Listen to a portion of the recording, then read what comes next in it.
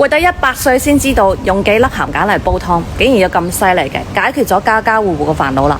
下邊呢，我就分享一個萬能嘅配方俾你，花10個億呢，你都買唔嚟啊！咁呢個呢，就係90歲嘅老郎中呢分享俾我嘅方法，記得點讚收睇新啦。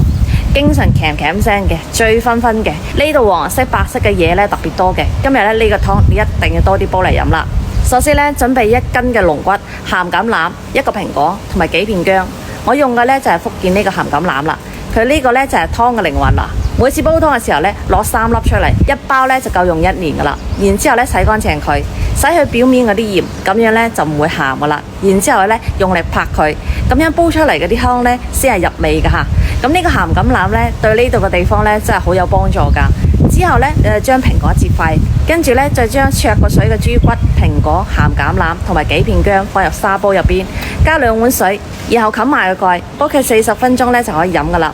咁樣煲出嚟嘅湯呢，清甜回甘，睇到都想流口水啊！聞起嚟呢，滿滿嘅橄欖香味，蘋果呢煲到軟爛熟透，證明營養呢就已經煲出嚟啦。咁呢個湯呢，最重要呢就係佢可以生津嘅，等你飲完之後呢，又想飲。咁如果你想飲呢個鹹橄欖嘅話呢，你可以點個頭像，頭像下邊呢就有一個彤彤美食記，美食記入邊呢就有呢個嘢啦。